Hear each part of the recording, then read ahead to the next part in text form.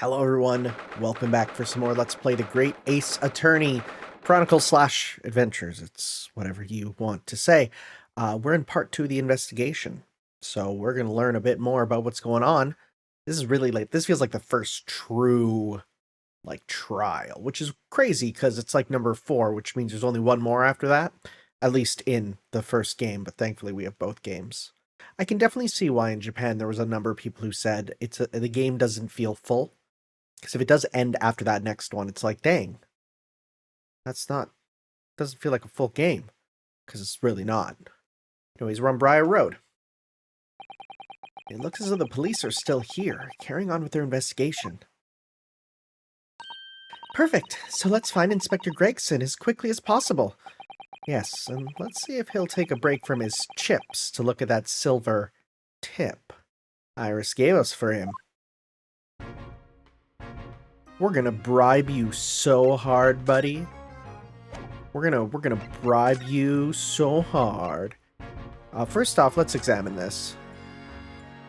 So we got Iris's little handwriting is adorable, isn't it? That's a bit weird, Ryunosuke. Tell the gentleman in black whatever he wants to know. I trust that won't be a problem. Yes, the handwriting might be adorable, but the message is ominous. There's no room for sentiment there. I'm sure it's simply the way you're interpreting it, Mr. Naruhodo. Hey, you know what's the hardest part of learning a language? Not the text, it's the subtext. It doesn't matter if you can speak a language perfectly. If you don't know the subtext, if you can't interpret between the lines, you're screwed. Anyway, I do hope the inspector will tell us what we need to know when he reads it. You don't think it'll just make him munch piping hot chips until steam comes out of his ears, do you?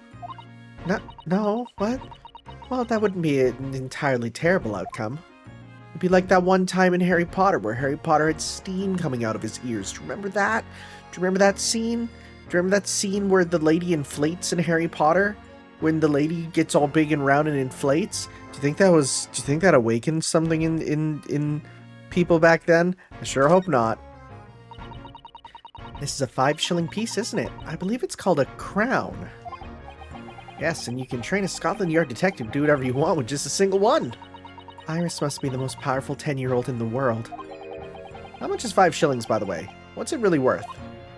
Well, it's probably enough to buy all the chips the inspector could possibly eat in a whole month. Wow. That's greasy. I mean, depending on where you get the chips. Actually, but what would they? Because they would have potatoes. They'd have oil. I guess you don't need much else. Let's hope they salt them at least, you know. Anyways, here you go, buddy. Nope. Inspector Gregson, do you have a moment? I'm sorry to say I don't. I'm a very busy man. Much too busy to talk to a pair of foreign gadabouts, that's for sure. We have these for you. A present from Miss Iris Wilson. What? For me? From her ladyship? What? Her ladyship? Give that here at once! Come on, hand it over. That's it for me. That's for me. Don't wait for me to give it to you, will you? Okay, I've had a lot of people tell me this, and it's crushing my world. The blue text has apparently always been muttering under the breath. Even though I've played basically every game in the series and always took it as inner thoughts. Well, thanks for shaking my world. Don't wait for me to give it to you, will you? What was that coin exactly? It's a silver crown, obviously, but it's a lot more than that. It's an appearance fee, that's what it is. An appearance fee? Oh, I see, you mean... That's right, for the adventures of Herlock Sholmes. Her ladyship always offers me a little financial reward for featuring me every time. Yes, of course. I know all about your exploits, Inspector. I read them avidly. Of course, her using my name without my say-so does make me the butt of a lot of unpleasant jokes, but still. I'm sorry, Inspector, that must be difficult for you. Never you mind that. So, what do you want to know then, eh? Sorry? Tell the gentleman in black whatever he wants to know. I trust that won't be a problem, it says. Well, obviously it's not a problem. Go on far away then. What do you want to know? Well, if you wouldn't mind, Inspector, we'd very much like to know the address of Mr. Natsume's lodgings. Ah, the little knife-wielding, mustached Japanese fellow? He lives in a right old hovel. It's just over there, look. Oh, it was that strange building that we assumed it would be. On the first floor of that house, on the corner where that wreck of a bicycle's propped up. That is nearby indeed. If I remember rightly, the landlord is a Mr. John Garadeb.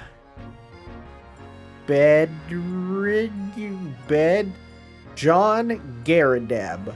Backwards would be Bedirog?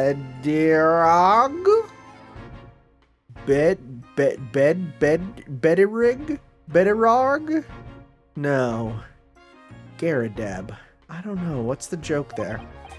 Right, well, if you see her again, you make sure you give her ladyship my regards, you hear? I mean it. You tell her that Gregson sends his very best wishes. Don't worry, Inspector. We will. Goodbye for now, then. And long live her ladyship. That's a strange... Okay. Well, at least he told us what we wanted to know before he left. Yes, so then, shall we go see what we can find in Mr. Natsume's lodgings? Definitely. Yeah, so learning a bit more about how Natsume, Soseki Natsume was real. His time in England here was terrible. And yeah, that's interesting stuff. Interesting that it's all allowed. And not just allowed, they said, yeah, do what you want with him. Long and interesting history. While time certainly does seem to have taken its toll on the place, it's crooked and sagging. In fact, it looks like it's decidedly worse shape than the other houses. Yeah, we've done that one. According to Inspector Gregson, that's the house where Mr. Natsume has lodgings. Just across the road from where the incident took place, I see. It must be awful for Soseki-san, getting caught up in something like this in a foreign land. Alright, well... Let's, new location, Mr. Natsume's lodgings. We still haven't been here and wonder what awaits us. Let's go see.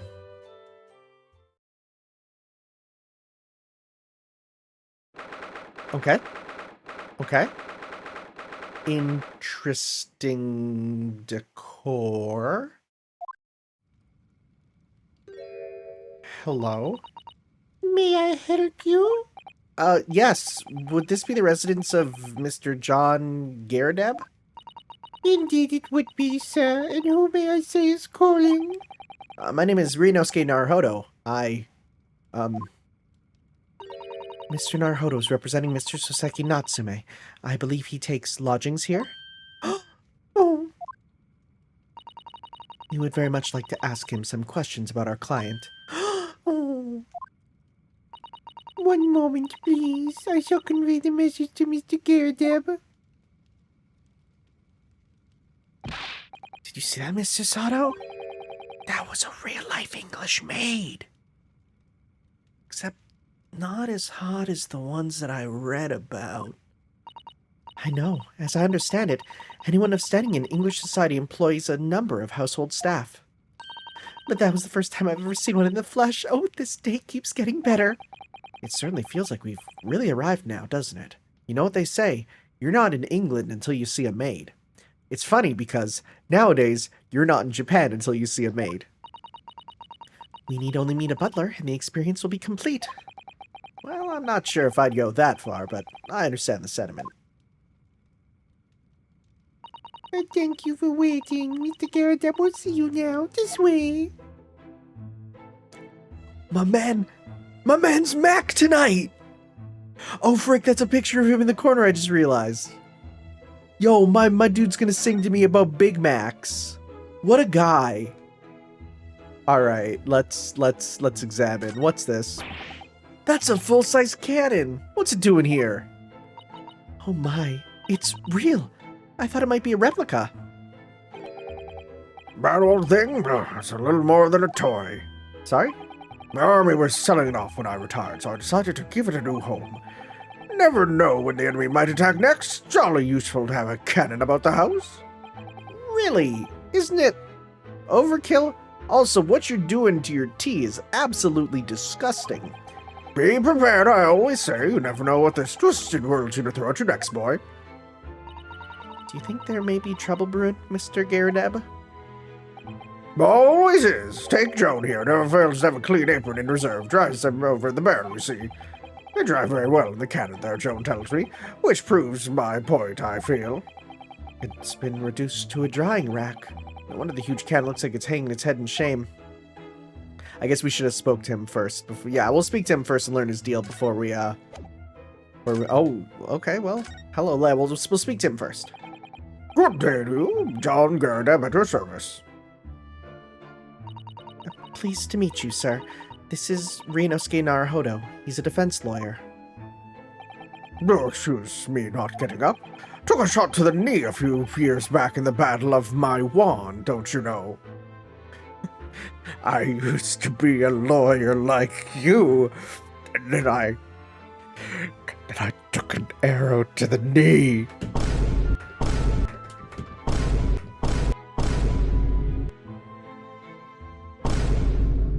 I'm sorry. Earned a medal for my pains, but had to withdraw from service. Handed over the reins to the up-and-comings. So he's a retired soldier. It's a hell of a job getting up and down stairs now, I can tell you. Don't get out much, as you can imagine. Yes, it's quite a climb up to the second floor, isn't it? I was panting at the top of the stairs. Maybe you need exercise more, buddy. Like just saying, you know? You really must take more exercise. Yep. You must take more exercise, Mr. Naruhodo. Yeah, that's what I said. That's literally what I said. Do you think so? Well, Mr. Garrideb, no doubt you are very courageous. Why is that word killing me? No doubt you are very courageous to earn yourself a medal. Is it going to be stolen valors that we're going with? No, it was nothing. The medal is just folderol, really. Wouldn't like to offend the general, though, so I grudgingly displayed it on the wall. Why don't you fetch it down, Joan? Let these good people see it properly. Joan, fetch the... Oh! Dash it all, woman, be careful. Oh, killing me. I do beg your pardon, sir. You jolly nearly took the skin off my hands. I shall be more careful, sir. So anyway, there you have it, living the quiet life now. Yes. I see. Now then, I hear you want to know about the chap lodging downstairs, is that right? Yes, we would be very grateful if you could answer some questions for us. Only too pleased, naturally, especially if it helps to keep the peace here in Blighty. Blight Town? We've forged an alliance with the Empire of Japan recently, as I'm sure you're aware, so this case is very much in the public eye, if it were.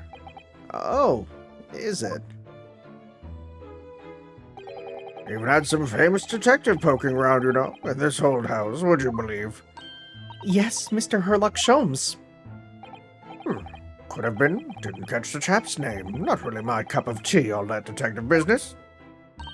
Oh, but you have a copy of Rand's magazine here, so... No, I read it for the articles. Anyway, Captain investigating the foreigner's room as we speak. So he's in Soseki-san's room. It's a bally nuisance is what it is. The whole neighborhood's twitching its curtains now. I don't like all the fuss. It's jolly unsettling. Talk to me about Mr. Natsume. About Mr. Natsume then, Mr. Garrideb. Please, do tell us. Oh, yes, the Japanese chap. Only been lodging here for a week. Oh, just 1 week? So he moved in very recently then. I have 2 lodgers most of the time, one on the ground floor and one just below us. The first floor room became available a week ago, you see. They've been... Dash it all, Joan, do be careful. Oh my goodness, I'm terribly sorry, sir. want to know my opinion. I thought he was a steady sort from the moment I set eyes on him. Oh, why? He seemed to have a most nervous disposition, always shaking and looking over his shoulder. The minute seedy written across his sweat-soaked brow, if you ask me. I said to myself, Joan, that man is trouble. Sooner or later he's gonna do something untoward. He's gonna clap his cheeks. It's like the ones on your face, right? On your face, right? Right? Joan? Joan, please. Joan, you mean the ones on your face, right? His cheeks. And I'm rarely wrong about anything. I'll be calling this maid as a witness, that's for sure. Was there anything else that struck you as suspicious about the man at all? Oh, yes, indeed there was. And she's dying to tell us. Alright, tell us about the shady lodger then. Had you noticed anything else at all about your lodger, Mr. Natsume? oh my word, yes, the man was shadier than an orchard. These are different things. Could you elaborate? Well, take the man's room. Absolutely stuffed full of books it is. More than anyone could ever read. And he never so much as passes time of day with another living soul. I haven't seen a single visitor call. Oh, you don't know about nerds. He just trots out to that old bookshop every single day and comes back at 5 to light the gas fire. And the funny thing, the man is up long past the time everyone else in the house has gone to bed too. Oh, I see. The gentleman on the ground floor goes to bed around 9 each night. But I've never known that Japanese fellow to retire any earlier than 2 in the morning. Oh. Could you clarify something, I wonder? What, pray? How do you know so much about Mr. Natsume's routine? Oh! I understood that neither of the lodgers live on this floor of the house. Is that correct? That's right, yes. They're both below us on the first floor at street level. Then how is it that you know so much about the lives of your lodgers? The precise times that they come back in the evening, for example, even the times they go to bed.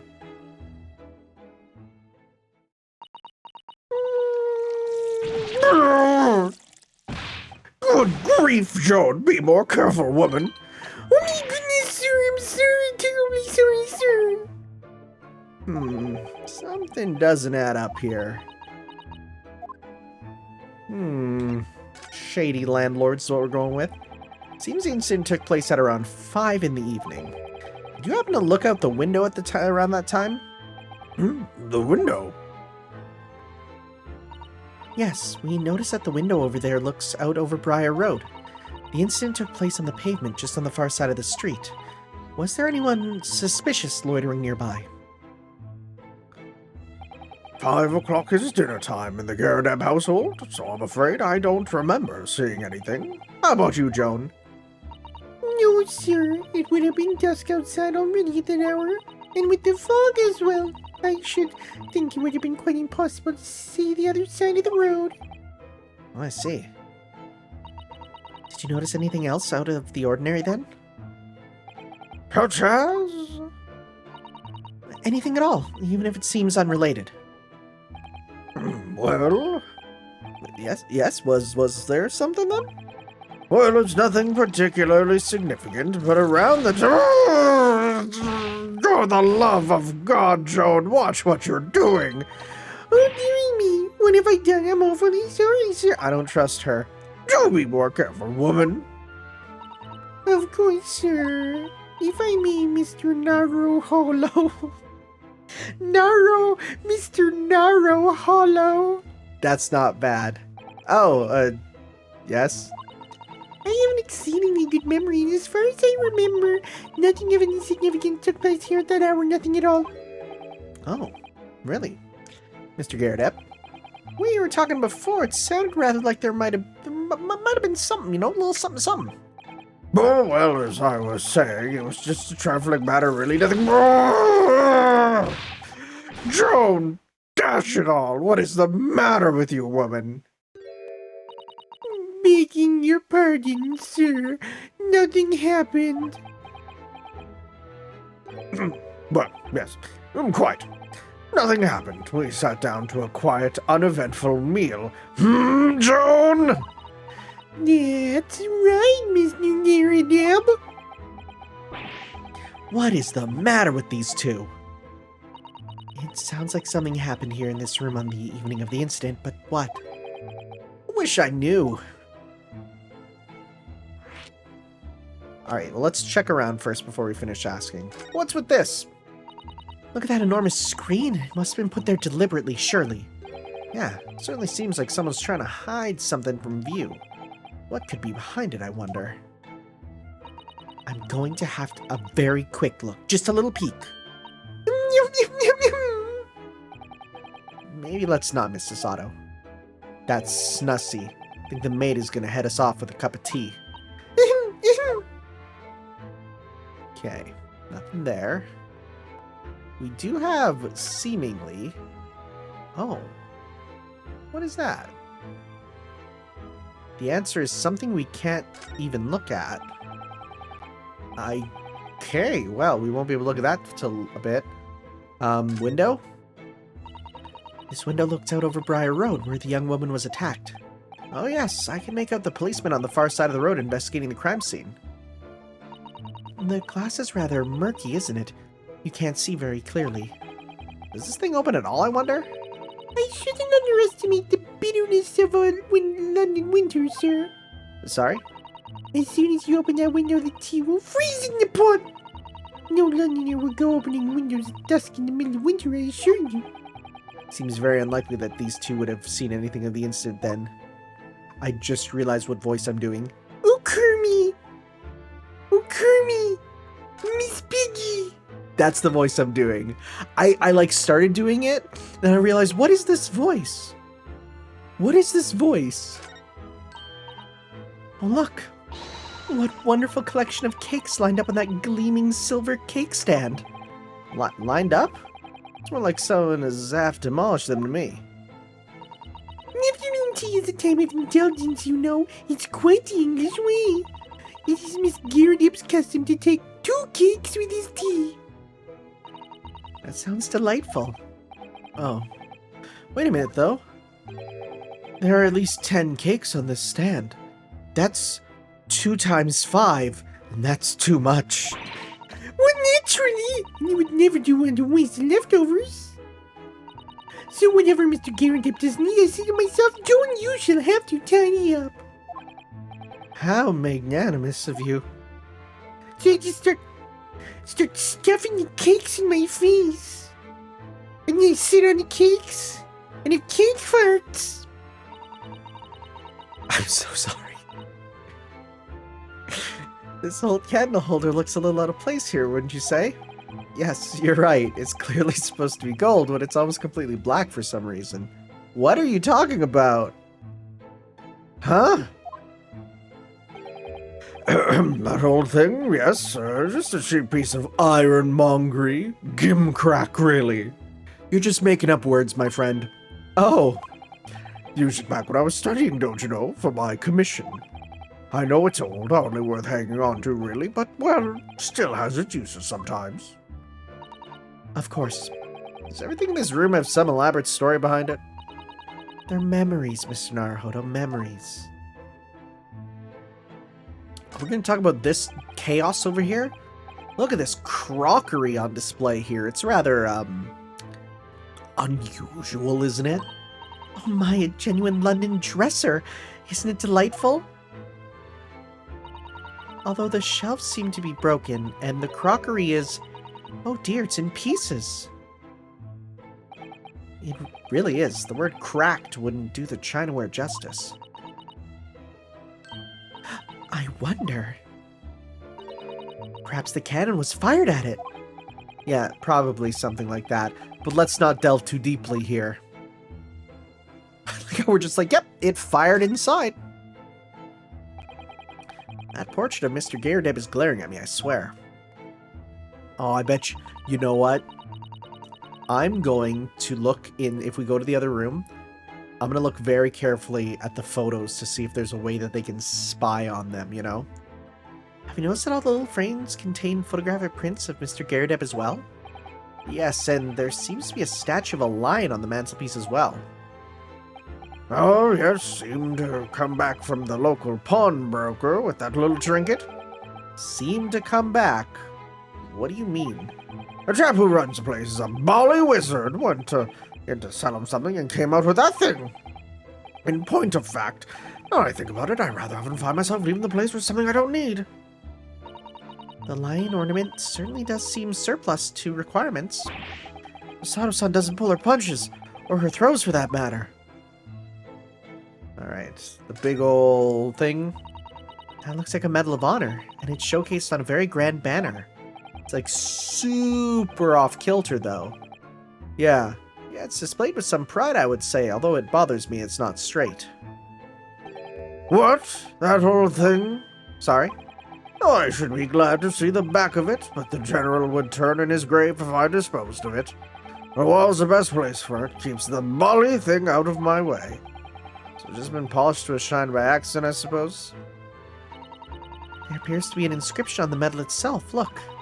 Let me see, it says, for distinguished participation. Sounds like the kind of honors even I could get in line for. Well, one doesn't like to blow one's own trumpet, but I was given that for my time in the army. Can't measure an officer by the number of medals to his name, of course. Common knowledge in military circles. Speaking of army, BTS. That uniform looks fairly ancient, doesn't it? It's clearly been well looked after, though. That old thing? Not much better than rags, really. Oh. Or that ceremonial garb at my retirement bash, you know. But I'm not one for dwelling on the past. Me would rather have gladly thrown it out, but you know how it is. Anyway, this dude's a compulsive liar. Is that what... We're supposed to be picking that up, and I'm picking that up. This dude just lies. Anyway, it doesn't hurt to have the odd piece of memorabilia lying around, does it? Oh, I see. Perhaps we should leave the past in the past. Kill it if we must. Okay, books. I notice you have a pile of books here, Mr. Garrideb. Do you enjoy reading? Ever experienced a London winter, boy? The nights are long. No better way to pass the time than in front of the fire with a jolly good book. Oh, there's a copy of Rancid magazine here, I see. No doubt Mr. Garrideb enjoys the adventures of Herlock Sholmes, too. The great detective has a great many followers, it would seem. Alright, I think that's... Ooh, no. Yeah, the cannon shells. Are those mortar shells? They're enormous. I hadn't even noticed. What are they doing here? Those old things. Couple of little rounds accidentally fired into the barracks during training, you know. Became a bit of a colorful regiment folklore, that incident. You mean you deliberately hunted out the spent shells? Well, I wouldn't say deliberately, exactly. They're only scrap iron, after all, usually just thrown away, I believe. But you never know when things might come in useful, do you? Useful for what, exactly? Yes, well... Joan here did manage to knock one of the bally things on my foot the other day while she was dusting. Oh, no. Hadn't shed a tear since 1869. Nice. Nice. Hey, 69? More like... Boner.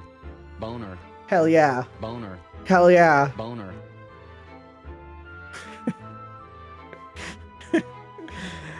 Getting a stream deck is the worst thing ever. Worst choice ever. Hadn't shed a tear since 1869 before then, you know? Maybe reconsider throwing them away. What are we not clicking on? I think it's her? Yeah, it's just her there. Okay. All right, let's do last one here. Tell me about his room. Could you tell us which floor Mr. Natsume's room is on? Why, certainly. Just below us on the first floor. And Mr. Sholmes is investigating there, even as we speak? Yes, told me Knott's his name. I'd asked him to look into the matter, so I gave him the key. Mr. Natsume has engaged Mr. Sholmes' services? That's a blatant lie. Would it be alright if we also had a look around in Mr. Natsume's room, I mean? Don't see why not. It's just down one flight of stairs. Who knows if we'll find anything that could help us with the case, but we'll have to try. We need all the clues we can lay our hands on. Shall we?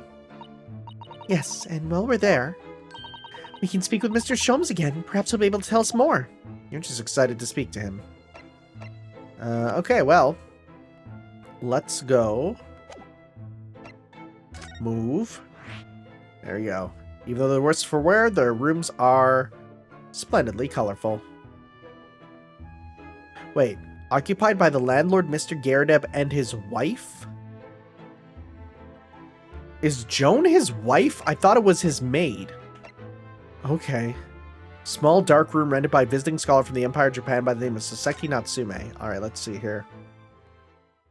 Small and dark. What do you mean? Yep. Of course he has cats. Of course he has cats. The whole thing is I am a cat. Yeah. What? Just look at this place. And smell it. It's so musty in here. Suppose it's the mountain of old books that are responsible for that. And the cat pee. She's looking at the cat. I don't think I've ever... Oh, no, it's the books. I don't think I've ever seen so many books in all my life. No, me neither. It's so dark in here, too. Is that the window over there? Well, it was the window, I think. Yes, once upon a time. But for some reason, it's been closed up with bricks and mortar. So this is where Mr. Natsume lives. By the way, I haven't spotted Mr. Sholmes anywhere, have you? No, that's true, but according to what Mr. Garadeb told us, the great detective should be around here somewhere investigating. I want the cat to open up its mouth and he's in there. It's like, hello there. It's me, Holmes. I'm in the cat. Lucky cat. Oh, look, it's a beckoning cat from home.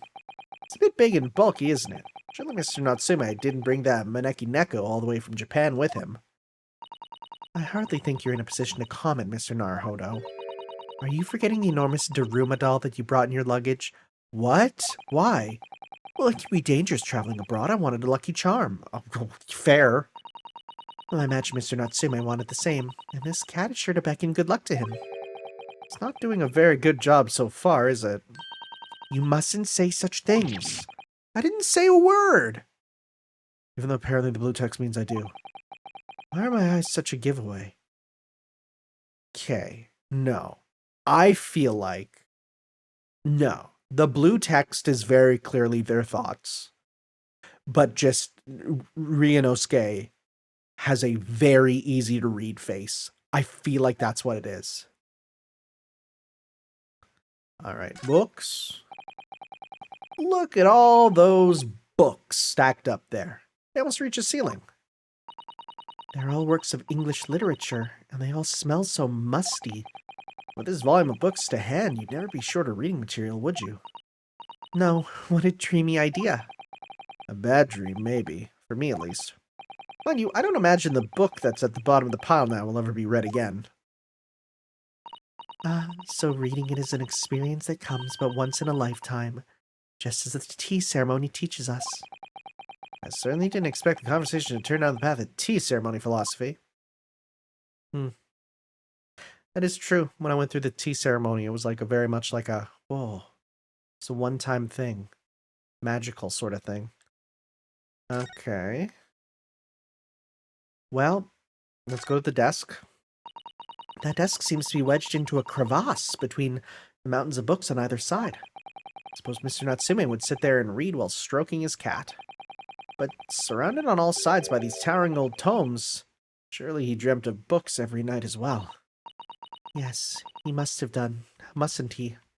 That's a weird sentence. Oh, what's this? It's a receipt from a secondhand bookshop. Your books.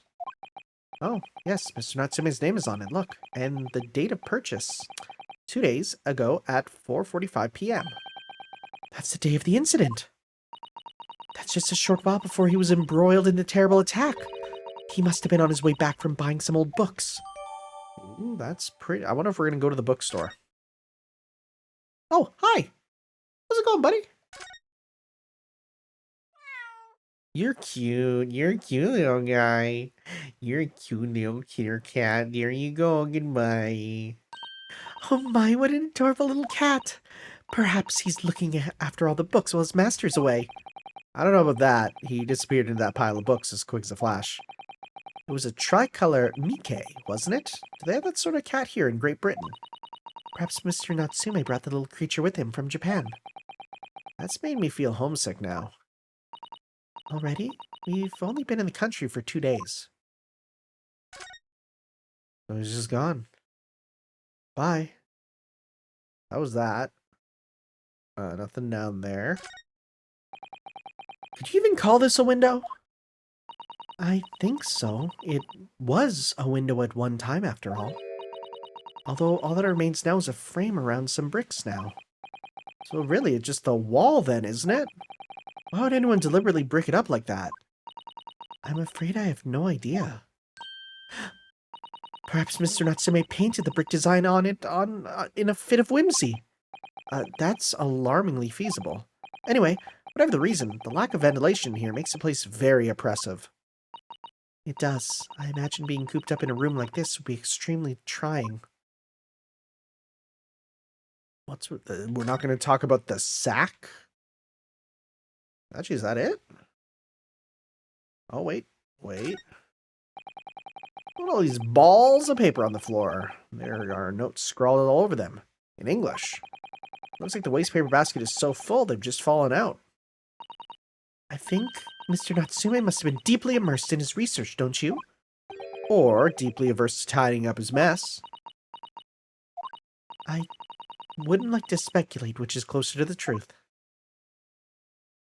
Okay. Methinks that's about it. Well, hello there, you fop. Look! Mr. Naruhodo! Aha! There he is. Where did he appear from? He seems to be engrossed in the pages of an old book. I sure hope we won't mind if we disturb him. Hello, Mr. Sholmes! Hoo-ha! Ah, you two, good day. Now let me see, where was it that we had met? Oh, Mr. Sholmes, we were together on the SS Buria. Yes, of course, the Buria. And let me see, what happened on that voyage? It was Kazuma Sogi. He died tragically, but you were a great help to us. Ah, yes, but of course, the case of Mr. Asogi. It was the one with the snake, wasn't it? Oh, well, you seem to remember something of it, at least. What an honor to be remembered vaguely by the great Herlock Sholmes. This is Mr. Oh, no, no, no, my dear madam, hold your tongue. I pride myself on my superior powers of recollection. Your names are safely recorded in my brain attic. Miss Naruhodo and Mr. Susato. Try the other way around, Mr. Sholmes. Ha ha ha ha! I lose the first round. Oh boy, I didn't not miss him, and I did miss him. In truth, I had hoped to invite you both to my Baker Street suite the day we arrived in London, but some Scotland Yarders ambushed me at the railway station and whisked me away to a crime scene. It was an entirely trivial case, of course. I solved the matter in no more than 30 minutes. So they apprehended Soseki-san in that short of time? Jeez. I'm afraid the pursuance of a new case has dulled my recollection of my past involvements a little. A little? It is a mistake to think that one's brain attic has elastic walls and can distend to any extent. I do my best to forget useless facts, lest they should elbow out the useful ones. Yes, those are my own words of I hate that word. Inimitable wisdom, you know, from the adventure entitled A Study in Scarlet. please, there's no need to quote yourself. That's cringe, bro. I don't always remember my pearls of wisdom, but fortunately my associate pens them beautifully. He means Iris, I suppose. Mr. Sholmes, we have some extremely important questions to ask you about the trivial case you just mentioned. Goodness, what an earnest expression. My dear madam, I should be only too pleased, and this murky room is an apt place to discuss this murky case. Alright, buddy. First off, bam! Mr. Naruhodo, please. Despite aspersions to the contrary, I'm a professional. If I'm to unleash my deductive powers on that trinket, I must ask for a sum of £3 in cash. Oh, I don't need you to make any deductions, but I was just wondering if you might know. Mr. Naruhodo is a professional. I insist that if I am to offer my opinion on that trinket, I must ask for a sum of £3 in cash. I believe Mr. Sholmes has desired an expensive copy of the complete works of Shakespeare. Yes, to stand on the stage amid rapturous applause. It has long been a dream of mine, as you know. I literally had no idea. Alright, let's talk to him first. Alright, tell me about the arrest. We know this to be one of the lodgings of a Japanese foreign student by the name of Saseki Natsume. It seems you assisted in his arrest, Mr. Sholmes, for the stabbing of a young woman outside here on Briar Road. Natsume. Yes, I believe it was a name rather along those lines. Mr. Natsume denies it. Was it really justifiable to arrest him on so little? I'm sorry, Miss Sasato, but I have not the slightest idea what you mean. What? I can't believe he was looking Sasato-san squarely in the eyes while feigning ignorance. I assure you I'm not merely feigning ignorance. It appears as if the pair of you are under some misapprehension. Oh? How? I assure you I have no recollection of accusing your stooped compatriot of the crime. But that doesn't make sense. The good detective of Scotland Yard made the following request of me, and I quote verbatim. We need you to ascertain the identity and whereabouts of a man seen fleeing the crime scene. A man seen fleeing. There were a number of books scattered on the pavement at the scene. From the book plates, I was quickly able to determine the bookshop from which they had been purchased. On speaking with the proprietor, I was immediately led to this address. Elementary, wouldn't you say? I believe there's a receipt around here somewhere from this establishment in question. So, you don't think Mr. Natsume is the culprit, then? That I could not tell you, but it was aggravating my faculties, hence why I returned here. However, this place is such a trove of fascinating books, I found myself quite lost in bibliophilia. Do not be deceived into believing that I am a man of leisure. No, no, no. Oh dear. Talk to me about Mr. Garadeb. Tell me. Have you encountered the landlord of these lodgings? Yes, Mr. Garadeb, a retired military man. It was the first time I've ever met a soldier from the great British institution that is the services. It was the first time I've ever met a maid from the great British institution that is service. I don't get it. No, I do! Haha! I didn't think it was that funny. I do apologize. As you may be well aware, many households in London employ a maid. Yes, I read as much in my Great Britain primer. And so conversely, whether or not a household employs a maid has come to be, to betoken the social standing of those dwelling therein. Betoken their social standing? Sorry? Put simply, my dear fellow, those who employ at least a single maid are considered middle class. Those who do not are beneath that. In the upper echelons of society, of course, households employ enough staff to constitute a large family. Goodness, how extraordinary. As you can appreciate, for those on the precarious boundary between middle and lower classes, being able to afford just one maid is of the first importance. I had no idea, and it is for precisely that reason that I find great stimulation in the situation upstairs, specifically in the retired Army veteran, Mr. John Garadeb. Oh? Affable as he is, the fellow is hiding something. Whether or not it imposes on the circumstance of this case, I am, as yet, unable to ascertain. I'm thoroughly lost on what he means to say. Interesting. This room is thoroughly suffocating for the soul, my dear fellow. I assure you, any man whose lot is to dwell in a place such as this will stab somebody sooner or later. Mr. Natsume has stabbed no one. Ah, but sooner or later, as I said. I don't believe that's the issue here. About this dark little room, Mr. Sholmes. Why is there no longer a window? Do you have any idea? No window?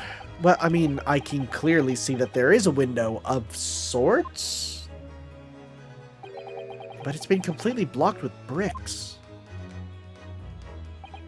I see. The answer to that question is quite simple. Window tax. What? That's not a thing. Is that a thing? Window tax? What is that?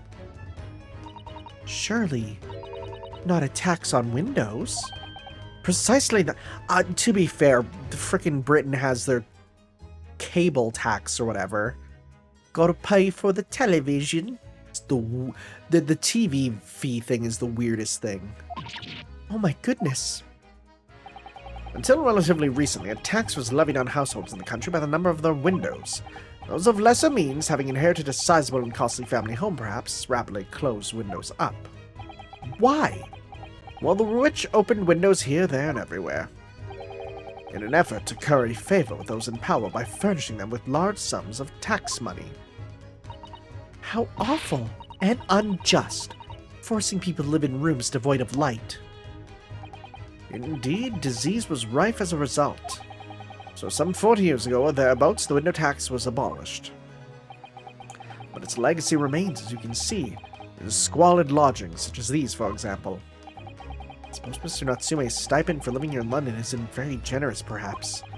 It would appear so. I've done a little digging, and discovered that these lodgings were offered at an extraordinarily low price. Because the room is so awful, I should think. Apparently Mr. Natsume only moved in here about a week ago. Yes, that's correct. However, I don't believe the low rent is explained by the shabby nature of the accommodation. Oh? Still, that is of little relevance here, a matter not worth of further attention. Are you sure? I'm curious now. Huh.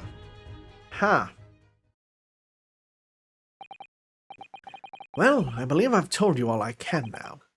Thank you, Mr. Sholmes. Yes, Mr. Naruhodo. Was it not your intention to become a practitioner of law? You remember that, did you? Will you perhaps be offering your services in this very matter, I wonder? To the occupant of this room, Mr. Natsume, was it? I'm not sure. Not sure?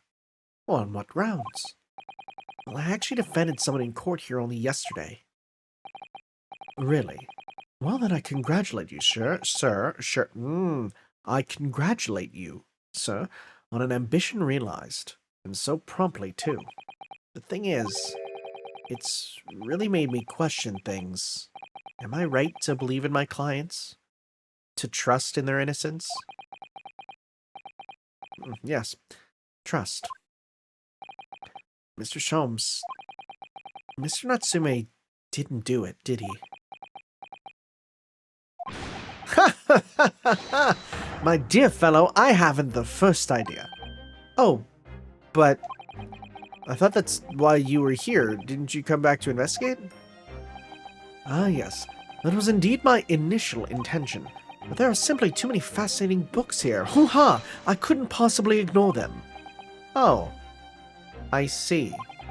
Nevertheless, there are two facts I can state quite unequivocally. Some of these words, I swear to God. The man who fled the scene of the crime only 2 days ago was the Japanese occupant of this room, and there are witnesses who swear to have seen the same man commit the crime. Well, that's all I can say. And one more thing. Oh, what is it, Mr. Sholmes? Tell us. I cannot say with any certainty whether or not it is of any relevance to the case, but I'm quite sure that the retired army man who owns this property is hiding something. Mr. Garrideb is... Mr. Sholmes said as much before, actually, didn't he? Anyway, at present, that is really all that plays on my mind in relation to this case. Mr. Naruhodo, as yet our investigations have uncovered nothing that can help establish Mr. Our investigations have uncovered nothing that could help establish Mr. Natsume's innocence. No, you're right. Perhaps it's time we probed a little deeper into Mr. Garrideb's secret. Just remember, I cannot be sure whether the landlord's secret will prove to be of relevance or not. Hoo-ha! But I do wish you every success, of course, Mr. Naruhodo. A busy man indeed. He's gone back to his book in the corner of the room. Has he? Can we look? Is he there? My man's reading. Excuse me, Mr. Sholmes? Yes, so true. To be or not to be? That is indeed the question, Mr. Naruhodo. He's reading Shakespeare. To be or not to be brushed off, that is the question. The answer is all too clear. Let's leave Mr. Sholmes in peace, shall we? Or like I'll leave him in pieces. Bam! Take my Phoenix punch. Okay, well, that's looking like about that for that. So let's go and schmoove. I do love the, hey, we haven't been here for a while. That's the best. It's so good. Are they gone? If they're gone, we're in the clear. Ah, you pair again. Tell me, was a detective chap, I forget his name, still hard at work down there? Mr. Herlock Sholmes? Ah, yes, rings a vague bell. All that detective business isn't really my thing, I'm afraid. Well, Mr. Sholmes is in his element down there. Jolly good show. Another cup of tea, if you please, Joan. Now then, why don't you tell me what... Oh! For the umpteenth time, woman, will you watch what you're bally well doing? I shall be serving dinner shortly, sir. Yes, of course. Frightfully rude of me, but I'm afraid I shall have to ask you to take your leave if you'd be so kind. Oh, yes, of course. We are deeply grateful for all your assistance. Not at all, not at all. Don't get much chance to talk with young foreigners like yourself. It's been a pleasure. Best of luck and all that. Perhaps you could see yourselves out. According to Mr. Sholmes, Mr. Garrideb is hiding something. Since no other avenues of investigation seem open to us at the moment, perhaps we should do some digging. Sorry, buddy. What are... Him just jump scare appearing places is the funniest thing. Oh, what's that guy doing over there? Mr. Sholmes? Hoo-ha! We meet again, my dear fellows. Good gracious, when did you sneak in here? Herlock Sholmes, sir, at your service. What are you doing over by the window? I'm given to watching the evening sky as the sun sets, madam. Yet sadly cheerful is the room downstairs undoubtedly, as it lacks the aperture for such an observation. So I took the liberty of borrowing a small corner of space by the window up here. Well, keeping an eye on one's windows at dusk is the prudent thing to do in London, I'm gathering. Ah, and one other thing, Mr. Naruhodo. Oh, me? I thought perhaps you might be in need of a certain great detective's great mind. Wait, he's not talking about... Is he... I didn't expect to be going through that again so soon. Do you mean Mr. Sholmes? There's a mighty secret in this modest room. My eyes see even the most trivial of trifles. Could it be that thing that's on the ground there? I take it you're prepared, Mr. Naruhodo? I think so. There's just time enough for one of my greatly admired great deductions. Let's conclude the matter before dark. Oh, what's happening? Oh, what's happening? Mr. Garadeb. Then it would seem you are a military man of considerably distinguished service. Your standing as a landlord is most certainly not what one might call first-rate. Hmm? I'm afraid, sir, that it is all too clear to me. There are two conclusions I've been able to draw by careful observation of your living arrangements. I beg your pardon? The first is that even as we speak, you are concealing the presence of a ferocious beast in your care. And the second is that as a result of the beast's violent rampage, you have lost something very dear to you. Mr. Naruhodo, look! The old man's broken out in a cold sweat. Oh, the old man's broken out in a cold sweat! Unbelievably, it seems Mr. Sholmes' conclusions are both spot on. How could you possibly? How can I possibly know, you mean to inquire? The answer couldn't be simpler, sir. For in the dense jungle of logic and reasoning, ha! I am the king of beasts. And I know only too well that wild beasts are not easily tamed. So, shall we begin? Once again, Herlock Sholmes is proud to present his logic and reasoning spectacular. The great deduction. The game is afoot. Topic 1. Nature of the beast. It certainly shouldn't take a great detective to see that a fearsome beast has been on a rampage of late within these four walls. Thus we are faced with a question. What form might the beast take? So he's looking at the lion. For a man with a military breeding, your eyes are uncommonly candid. Wait, does he have a scar on his other side? Do you see that when he's looking at us? Your furtive glance, Mr. Garadeb, leads us directly to the answer. The true nature of the beast that has run rampant here is revealed by that lion statue. Yes, though an army man, you appear unimposing at best, a fact that has fueled your admiration for the mighty lion, the king of beasts. What is this piffle, I ask you? In the end, your admiration became so great, in fact, that you are a living, breathing specimen shipped from India, which you tried to keep in this very house. Oh yeah, he does. He has a slap mark on his face. Yet living with such a wild beast proved more difficult than you imagined.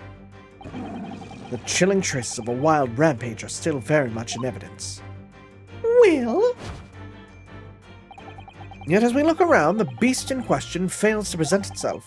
Where could this angry creature have disappeared to? Madam? Me? I pray you do not consider me unchivalrous, but it's plain to me with one glance in your direction. It is? Your dress pocket gives us a handsome clue as to the beast's whereabouts. For protruding from it is a handbill advertising a circus show. Yes, you sought to dispose of these terrifying lion, Mr. Garadeb, at Batty's Circus, a traveling show currently sojourning in a nearby park. I've observed the tents. You sold the savage lion, sir, to the circus troupe. I most certainly did not. I believe I have made my point. The fearsome beast which ran amok in this room was an Indian lion, and a simple visit to the circus now will reveal the lion prancing jubilantly through a ring of fire. A rampaging Asiatic lion. Specifically. Alright, the aftermath. Now, Mr. Garadeb, it is plainly clear that you could still have some deep feelings for this formidable beast. Oh, his hand is on there, and is that what left the mark? Indeed, in that blithe pose, the distress this loss has caused you is veritably tangible. Your head weighs heavy on your shoulders, the pain you feel being revealed by that supporting arm. No, that would be the handprint on your face. Amid fits of tears, you let your beloved beast go. The strain of losing something so dear to you is clearly visible in your visage. Nonsense, man, I simply... But what? We must now ask ourselves is the true cause of this pain. Okay, hold up. Are they in like a abusive relationship with her, like abusing him? Is that what we're going for? We need only follow the direction of your gaze to find the answer. Yes, it is the pile of bills that has given rise to the pain you suffer. Every envelope contains another demand for payment. Oh, For cartloads of meat, potatoes, wheat, and tea. Indeed, feeding your beloved has had a devastating impact on the financial circumstance of your household. And so you had no choice but to let it go. Yes, well, Now, in a final fit of rage, the ferocious beast carried out one last, unimaginable attack. unimaginable? Oh, it's a candle down there! The aftermath of which can be clearly seen by observing the carpet over there.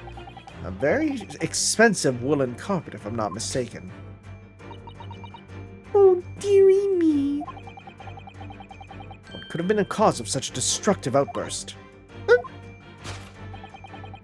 This time, madam, I'm afraid it is you who has inadvertently revealed the truth to me. Your wandering eyes settled upon the answer you very neatly indeed. Yes, to explain the dire state of the carpet, we need only look at the Tower of Cakes. There is no creature more dangerous on this earth than a beast with an unsatiated appetite. Was it or was it not, once said by a certain noblewoman, if they have no bread, let them eat cake. Sherlock Holmes and Marie Antoinette. What is this? A fight? Food is at the heart of all tragedy, in fact. Whatever do you mean? Having touted the taste of the cake, the beast began to stalk its next prey. I'm sure I need not spell out the nature of this final act of destruction carried out by the beast. There's only one logical conclusion. Worked into a frenzy by hunger, the lion attacked and ate the carpet. He munched the carpet. And teeth marks in the carpet. A perfect match for those of a lion I once saw in India. Carpet gnawed by the starving lion. Of course. Thus concludes Herlock Sholmes' great deduction of this beastly puzzle. You silly, silly, silly man.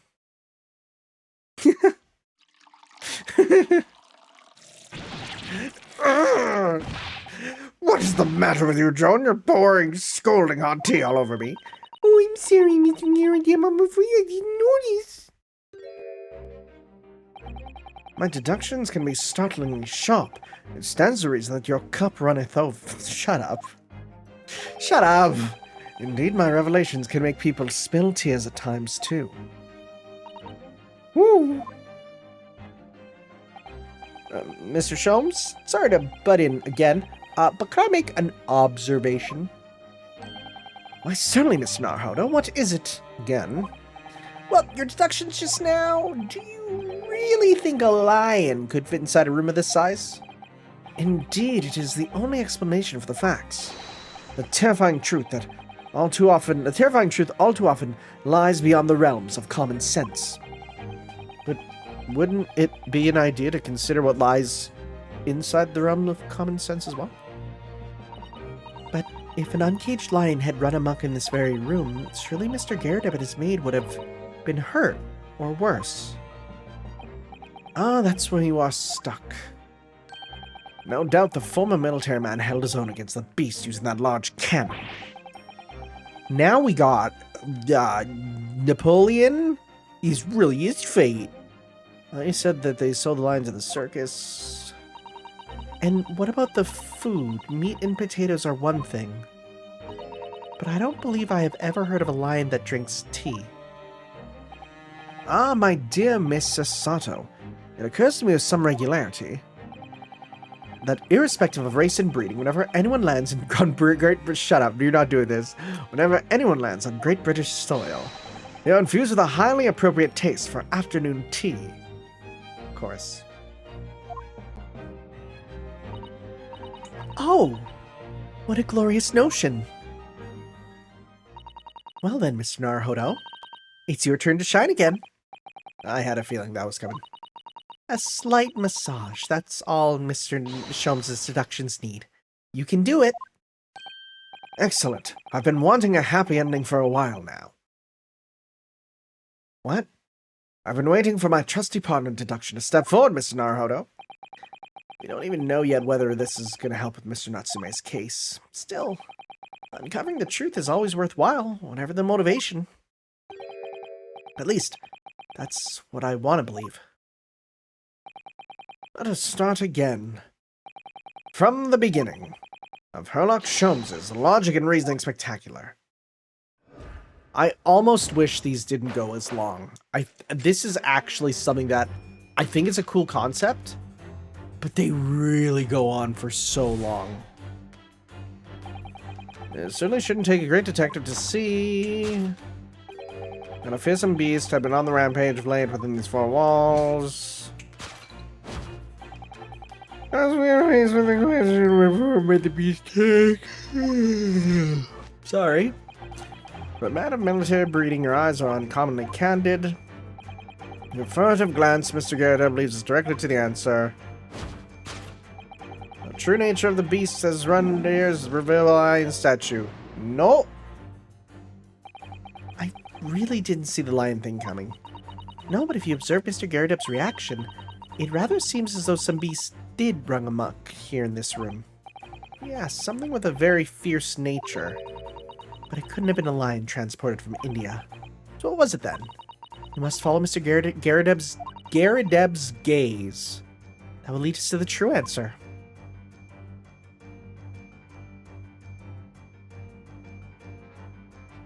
Frick. Is that his wife? What's this photograph? It appears to be from Mr. Garredeb's wedding. He looks very happy, doesn't he? He does, but you can't make out his bride. No, how unfortunate. Something must have struck the glass directly over the woman's face. I wonder what happened. Probably best not to delve too deeply here. Talking about the beast, that's his wife, obviously. Nothing more beastly than a wife, am I right, fellas? The true nature of the beast that has run rampant here is revealed by that newlywed bride. Precisely, Miss Naruhodo. No other explanation could possibly fit. Yes, this framed print pictures your wife, Mr. Garredeb. And while we lament the fact that her face is obscured, I mean, you could literally just take it out of the picture. That's how pictures work. We can still make out her mighty arms and note the considerable horsepower they must contain. Okay. Indeed, surely any woman of such powerful constitution would be honored to be described as a beast. Honored might be stretching a point. Too late! The fact remains that the beast, which so clearly savaged this room, was your wife, Mr. Garredeb. The chilling trace of a wild rampage are still very much evident. Well, Yet as we look around, the beast in question fails to present itself. Where could this angry creature have disappeared to? Madam? Me? And pray you do not consider me unchivalrous, but it's plain to me with one glance in your direction. It is? Your dress pocket gives a handsome clue as to the beast's whereabouts. The poor, fragile, defenseless woman is beside herself. Well, I don't know about fragile. Oh, dear. Anyway, Mr. Sholmes is quite right. There's no sign of a Mrs. Garredeb anywhere. It's her. But it seems there may be a clue as to her... Oh, she's pretending to be a maid so that they go up in society. Seems there may be a clue as to her whereabouts. A clue that the maid is trying to hide. I wonder where Mr. Garredeb's wife could be. We're going to look and she's going to have the marriage ring. Yep, right there.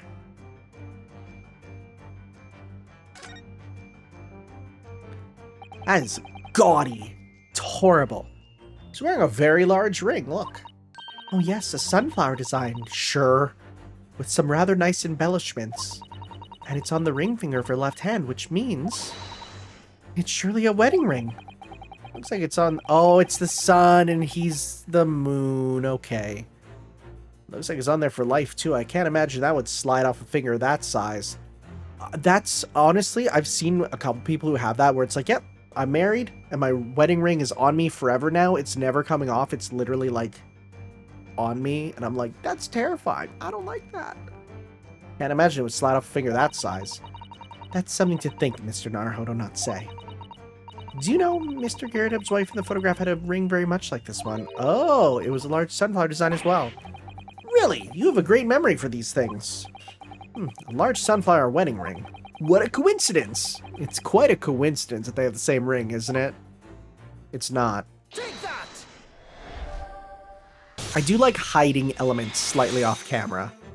That's a fun gimmick. Your wedding ring gives us a handsome clue as to the beast's current whereabouts. Indeed it does. That flowery band gleaming on your finger gives it away. The font is identical to the one shown on the hand of Mr. Gyarados' bride in the photographic print. In other words, you are no ordinary household maid. No? You are Mr. Gyarados' lucky bride. You are Mrs. Gyarados herself. Oh my word!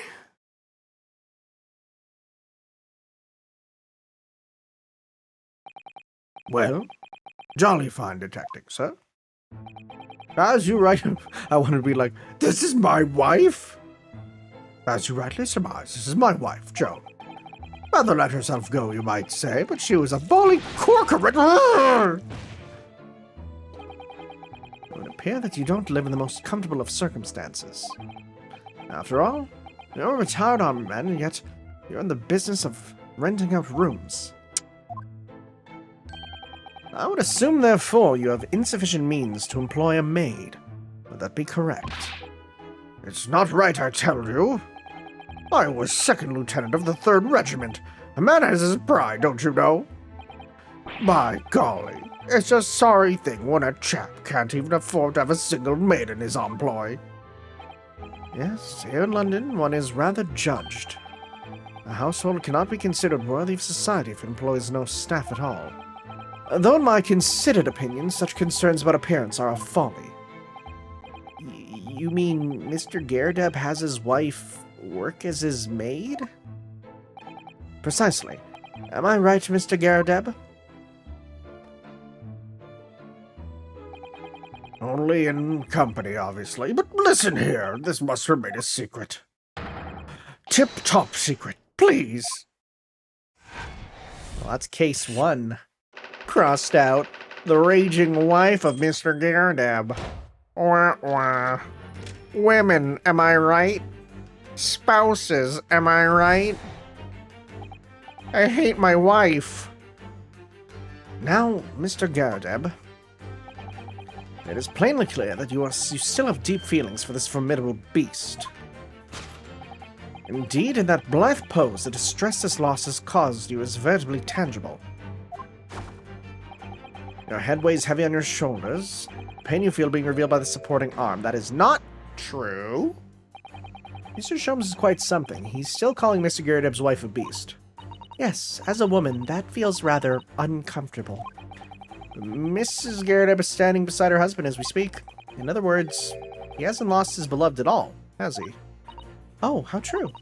So perhaps that supporting arm that seems to be propping up his head has some other significance then. According to Mr. Sholmes, Mr. Gyarados' pain is tangible, though. What could that pose of his really signify? I mean, yeah, we can look at this. It's the slapped cheek, yeah. Oh my! Look at that bright red mark. Gosh, that's quite something, and clearly made by somebody's hand. Yeah, Mr. Gyarados has been slapped on the face, it seems. Hard! I've never seen such a clearly defined mark. Whoever could have done such a thing? Well, there's a very limited number of candidates, I'd say. Yeah. There's kind of only one. I like how we were able to see that, though, because of the HD graphics from afar. Your head weighs heavy on your shoulders, the pain you feel being revealed by that slapped cheek. What did I say about snapping cheeks? And of course, the deliverer of that impressive mark on your cheek that refused to fade. Was you, Madame Joan Garadeb? Well, yes. You have been desperate to hide the slap mark on your cheek, sir.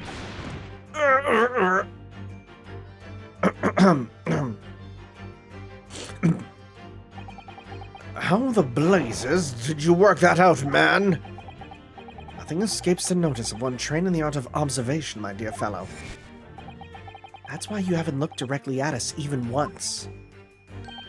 To keep your other side from view. Well, now let us proceed to the next conundrum. Why were you subjected to such a violent slap? In other words, we must ask ourselves what caused Madame Garadeb to fly into a rage. And we need only follow the direction of your gaze to find the answer. Yes, it is the pile of bills. Nope. Nope, nope, nope. Didn't Mr. Sholmes say that the bills were all for lion fodder? Yeah, but now we've established that the lion never existed. Which can only mean that the thing responsible for gobbling up all that food was Mr. Garadeb's... That's Mr. Naruhodo. She's a person, not a thing. Yes, well...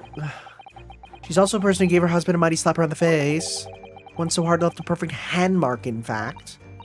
Yes, why would a woman want to hit her husband with such force, I wonder? I'd love to know the answer to that question. The bookmark? Whoa, kissy kissy? Ah, someone must be reading a book at the moment. There's a bookmark here, look.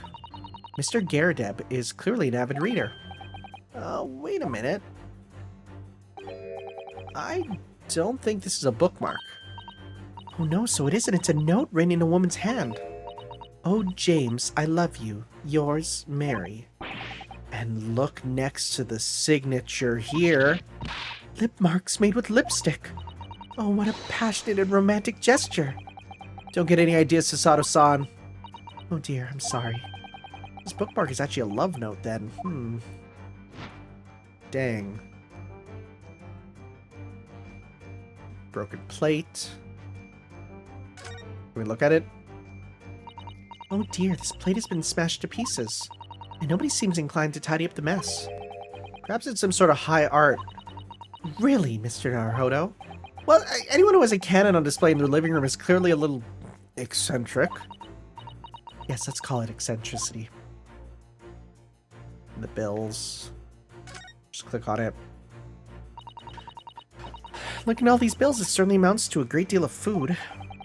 Meat and potatoes by the cartload, was it? Well, looking at the two of them, you can tell immediately who eats the lion's share in this household, am I right? Yo! Well, at least we're no longer talking about an actual lion anymore. She's not even like, you can't... It's like, don't say that. What about the books here? There are lots of books stacked up on the shelf here, look. All novels that I've never heard of. It would appear somebody has purchased them all from a second-hand bookshop. I think Mr. Garadeb is something of a book lover. I'm gonna say it, they're both got big Henry for the bookstore lady. I'm gonna say that's what it probably is.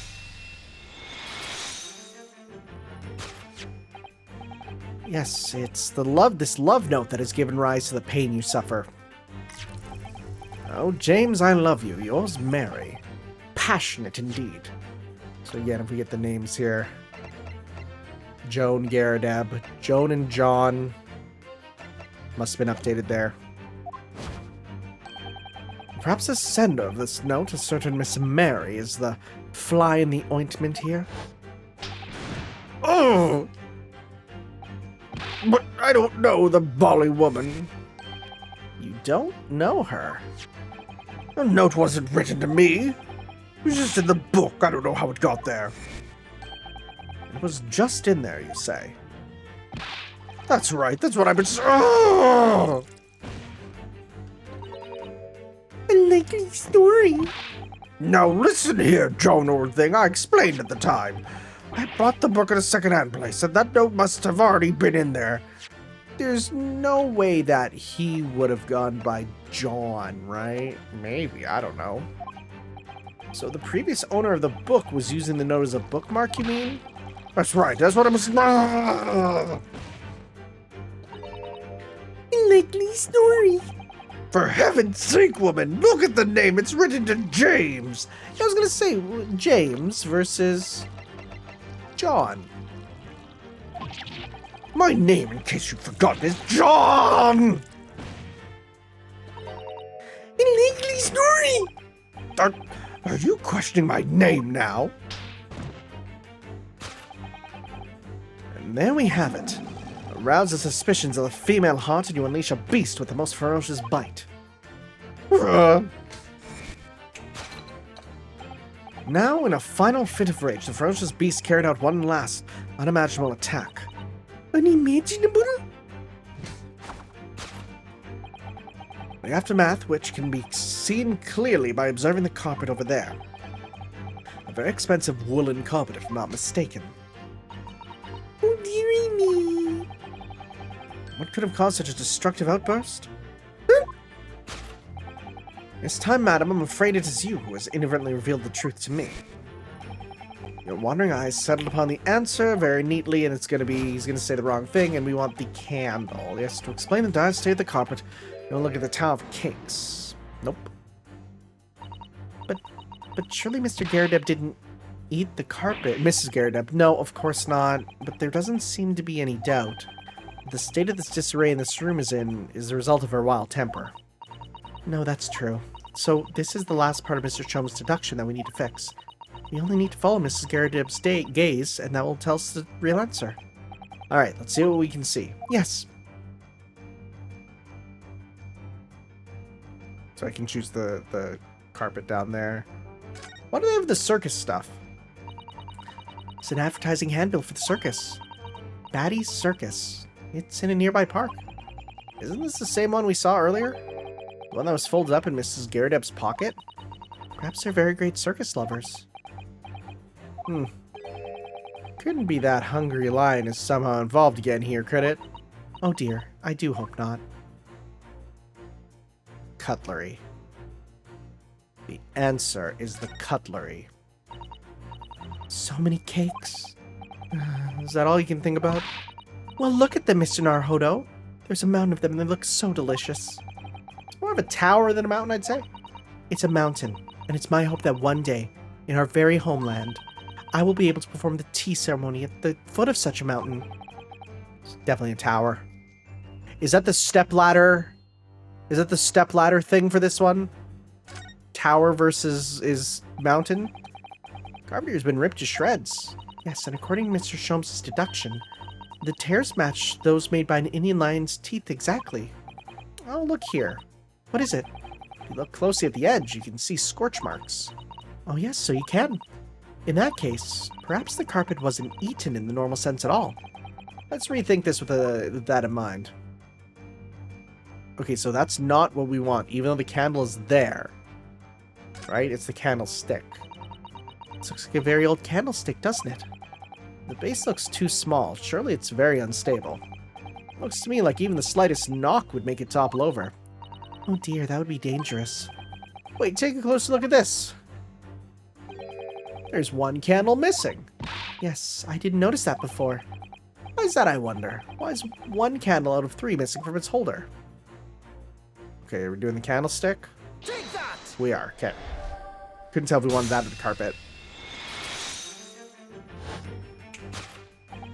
Yes, to explain the dire state of the carpet, we need only a look at the candlestick. Most illuminating, my dear fellow, and of course, the only possible way out of this logical labyrinth. Yes, the remnants of a ferocious attack in which the carpet was devoured are clearly visible. There it is. Indeed they are. The scorch marks at the edge clearly give the truth away. Scorch marks? It would appear that this room was the scene of a little marital altercation. Oh no! Domestic abuse! Mrs. Garredeb's mighty arm muscles left an impression not only on her husband's face, but on the entire room. The force of a strike caused a candle to fall from the holder. And in seconds, the carpet was alight, and the whole corner of the room in flames. Yes, The most ferocious beast in this world is neither a violent lion or a vengeful woman, but fire. And in this room, that ferocious beast bared its claws and ran amok. Eloquently put, my dear fellow. So you see there's but one conclusion here.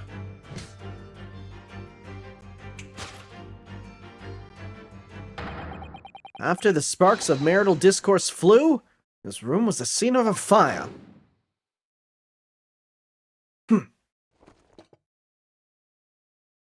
Oh, bro's getting up. Mr. Sholmes, sir, I salute you! Oh my god. He's like 80 pounds. I bench this every week. Carpet scorched by a small fire solved.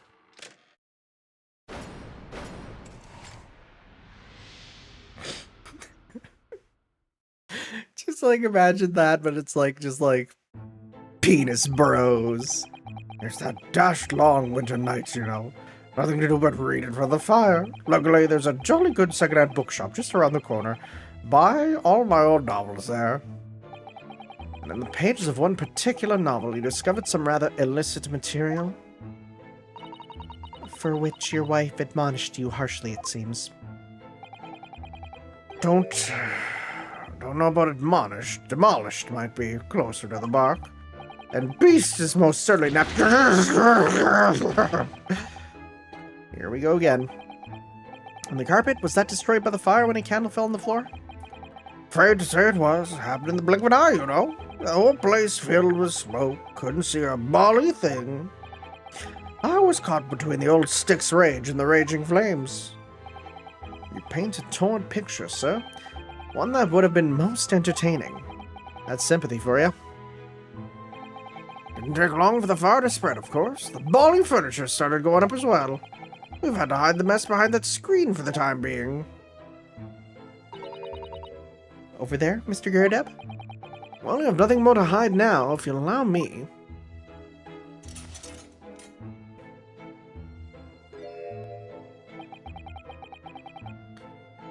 Had all my favorite novels in that case. But as soon as the fire got a hold of them, that was it. Whoosh! Up in smoke. Gosh. And the wife started hurling things at me. What a terrible sight it must have been. There I was, back up against the window, under heavy enemy fire. Incendiary books coming 10 to the dozen. Worst of it all, I lost my favorite book called The Lion's Pride. The Lion's Pride? Ah, yes, your notorious love of big cats coming through again. I assure you, the title didn't influence my choice in the slightest. The poor man really did lose something dear to him as a result of the ferocious beast's rampage.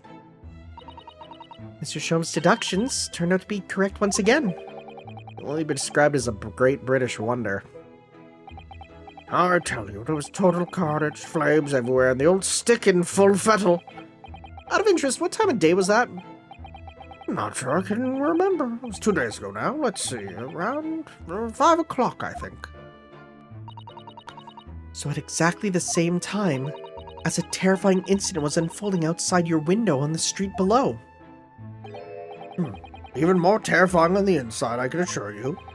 The whole of Blighty could have been flattened outside my moment at that time. Sorry, I didn't read that.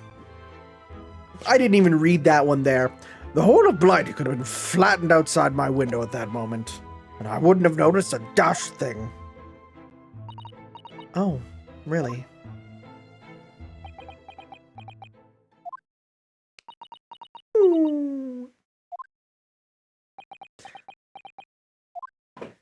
Well, Mr. Sholmes? Yes, Mr. Nahono, what can I do for you? Well, I think we've got to the bottom of Mr. Gyarados' situation now. What does it have to do with Mr. Natsume's circumstances? I can't help you there, I'm afraid. What? My dear fellow, if you recall, I did say as much from the outset. I warned you that although I knew the retired army man to be hiding something, I could not be sure whether his secret would prove to be of relevance or not. I just knew you were going to say that. Now, Mr. Naruhodo, you mustn't lose heart. Bear in mind that all things fall into one of two categories, those relevant to the case and those not. That makes no sense to me. Well, no matter. It is of far greater importance than you make up your mind now. Sorry? Visiting hours at the prison will soon be over. Oh no, is it that time already? If we're to accept Mr. Natsume's case, we have official paperwork to attend to. So that's it. No more time to think. Perhaps you'd like to betake yourselves to bidding us farewell now? I must prepare supper for Mr. Gyarados. Oh, yes, I'm so sorry. Thank you both very much for your time. Saseki-san will be waiting for us, and I'm gonna have to give him an answer. Dang, which we will do next time, gamers, as we continue on with some more Let's Play The Great Ace Attorney. We did another one of those spectaculars. We learned the secret of this place, but not really. So let's go and say, hey, we'll take on your crime next time, guys. We'll see you then for that. Ciao.